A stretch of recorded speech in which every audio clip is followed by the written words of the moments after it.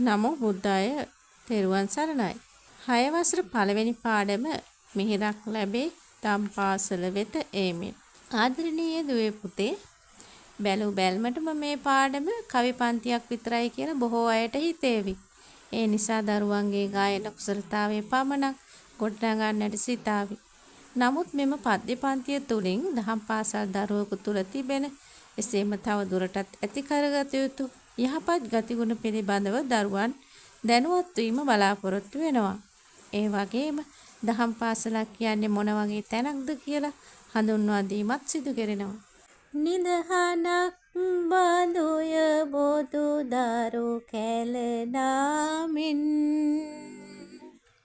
සිසිලක් ලද හැකිය සදහම් දිය බීමෙන් සෝදුක් දුරෙර ලැබ සැප සතුටින් සාමෙන්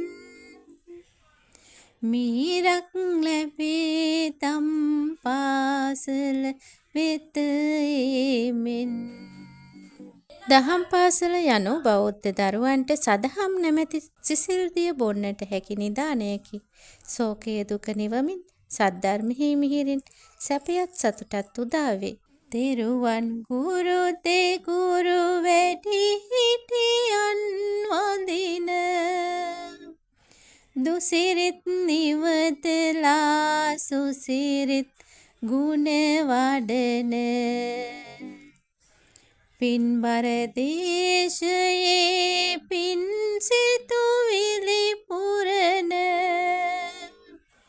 බෝසත් දරු කැලකි දම්පා සලේ සිටින. දහම් පාසලේ බෝධිසත්ව ගුණයන් පුරන දරුවන්ගේ පින් සිතුවිලි නිසා මගේ රට මහත් පින්බර දේශයකි. ඔවුන් නරක ගති අතහැර යහපත් ගුණ දහම් පුරුදු කරති. තෙරුවන් සහ ගුරුවරුන්ද වැඩිහිටියන්ද වඳිති. සැදැහෙන් යුතුව වැඩිහිටියුව දන් රකින දෙගුරුන් නමට කවදත් තම හිස නමන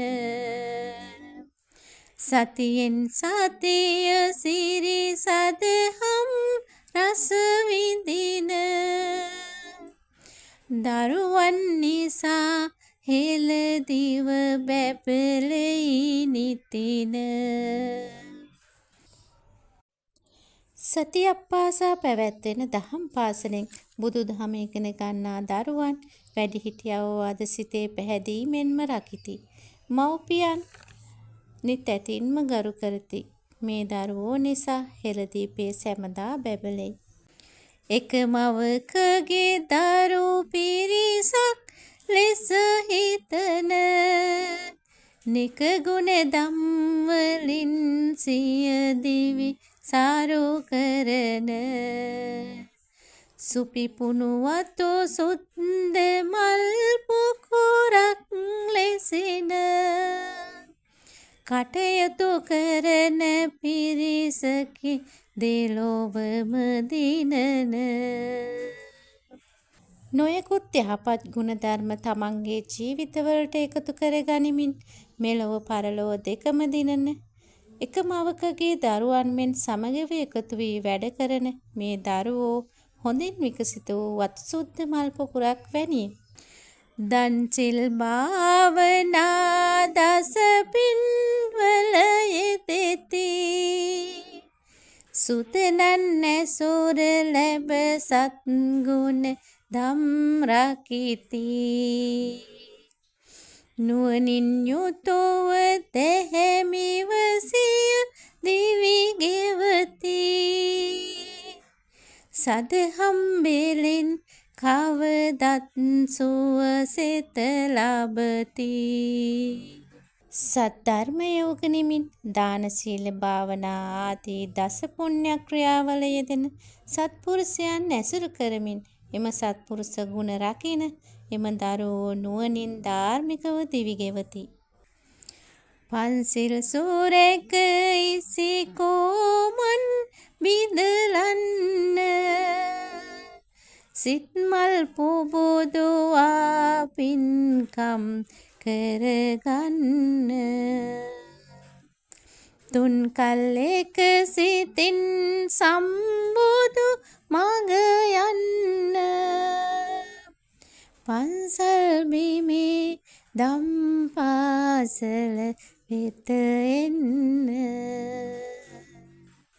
පන්සල් බිමේ දම් පාසල වෙත එන්න. දරුවනි, පංචශීලයේ ආරක්ෂා කරමින්, ඊර්ෂ්‍යාව ක්‍රෝධය මානය බිඳිමින්, සිතනම් පුෂ්පය පුබුදමින් පින්කම් කරගන්නට. අතීත අනාගත වර්තමාන යන තුන් කාලයටම ගැලපෙන සම්බුදුරජාණන් වහන්සේගේ ධර්ම මාර්ගයේ ගමන් කරන්නට දහම් පාසලට පැමිණෙන්න. මේ කවි පන්තියට අනුව යහපත් දහම් පාසල් දරුවෙකු සතුටින් සැමදා දහම් පාසල් පැමිණේ. ඉතා ආසාවෙන් සද්ධර්මයේ ඉගෙන ගනී. බෝධිසත්ව ගුණයන් තම ජීවිතයට උකහා ගන්නට වෑයම් කරයි. නරක අතහැර යහපතෙහි යෙදෙයි. තුනුරුවනත් ගුරුවර මාපිය වැඩිහිටියනුත් පුදයි. මව්පිය වැඩිහිටිය අවවාද පිළිගනී. සමගිව කටයුතු කරයි. දන්සිල් භාවනා ආදී දසපින් කිරියවත්වල යෙදෙයි. නුවණින් ධාර්මිකව දිවිගෙවයි. පංචශීලයේ රකී. ඊර්ෂ්‍යාව මානය ක්‍රෝධය ඉවත තමයි. සැමදා පින්කම් සිදු කරයි. එබැවින් දහම් පාසල යනෝ දරුවන්ට හොඳ නරක පින්පව් තෝරා බේරා ගැනීමට නුවණ වඩවන ස්ථානයකි.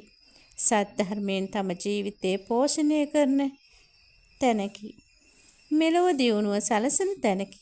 පරලොව දියුණුව සලසන තැනකි. දෙලොව දියුණුවට මඟ පෙන්වන සත්පුරුෂයන් ඇසුරු කළ හැකි තැනකි. ගිනිගත් හදවත් සදහම් දියයිස නිවා සනසන තෝ තැන්නකි. ආයුබෝවන්.